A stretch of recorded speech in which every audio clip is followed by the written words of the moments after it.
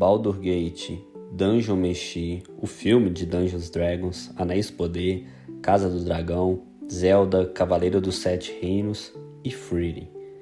Olha, eu praticamente já não assistia mais anime, até que me deparei sem muita pretensão com Dungeon Meshi, e aquilo me prendeu estranhamente. Fazia anos que eu não conseguia assistir nada sem acelerar o player. A vida Slice of Life, sem eventos importantes, aqui é algo tão incrível. Eu poderia assistir 1000 episódios daquele grupo de questions procurando monstros no calabouço. E sério, se você não viu o Dungeon Meshi ainda, assiste. Dungeon Meshi fez eu procurar algo semelhante, e aí eu cheguei nessa premissa, nessa estética, que sinceramente não é muito meu estilo. E o começo é meio estranho também, pois parece que a gente pulou a primeira temporada e ela tá ali com o grupo, tendo um flashback de outro, mas logo a gente entende o ritmo. E nesse mundo que já não tem nada mais importante a ser feito, pois o maior mal já foi derrotado. Frieren já derrotou o Rei Demônio há muito tempo atrás. Quer dizer, para ela é pouco tempo, mas o suficiente para seus amigos envelhecerem e partirem.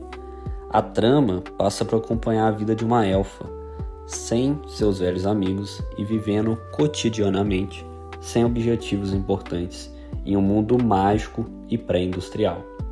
E falando dessa forma simplista, nem parece ser o maior fenômeno do mundo dos animes em, no mínimo, uma década.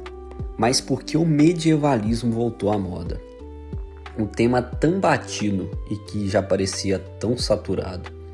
E para entender esse evento, que tem entre eles o seu maior fenômeno, Frieren, e a jornada para o além, eu volto ao pai da fantasia, J.R. Tolkien, que em seu ensaio sobre conto de fadas, escrito em 1947, defende como histórias de fantasias são valiosas não pelo seu realismo, mas por sua capacidade de revelar verdades essenciais da condição humana e de inspirar coragem, esperança e imaginação, tanto em crianças quanto em adultos. Ele só não percebe a total potência que a sua própria obra viria a ter no futuro.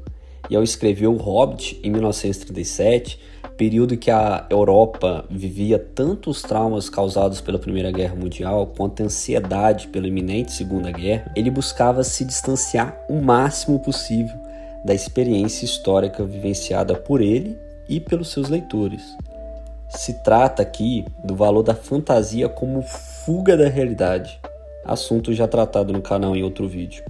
Nietzsche, em Assim Falou Zaratustra, ao escrever que o mundo real é sempre menor que o mundo fantástico, ele está nos atentando para o perigo de uma fuga pela fantasia e sua fantasia de modificação da experiência do presente. Sua preocupação era que a ficção transformasse o leitor para uma vida alienada, imaginária e nihilista, e deveria focar no presente.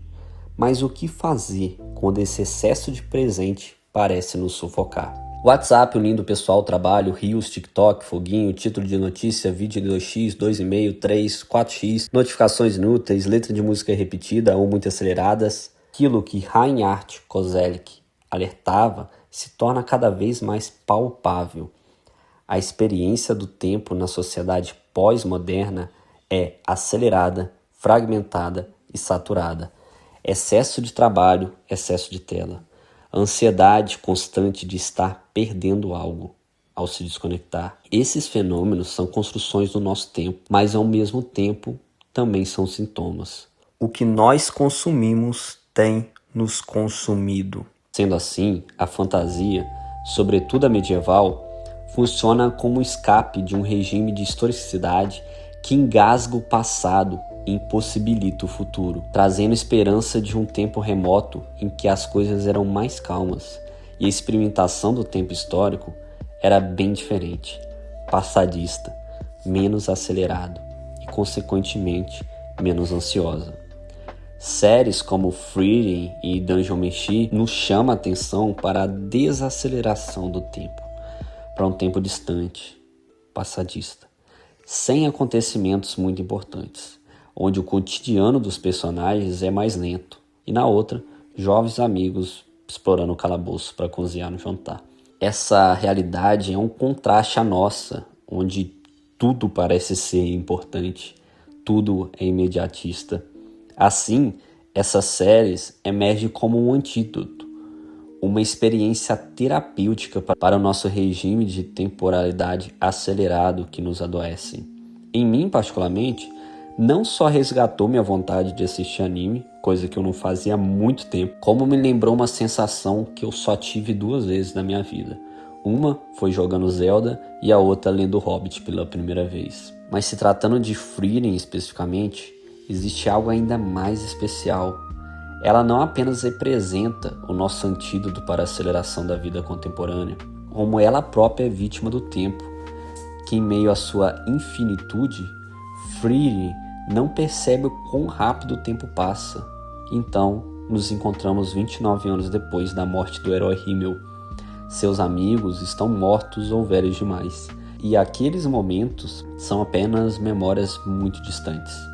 Frieren tem a percepção que o tempo passa rápido demais, ou passou rápido demais.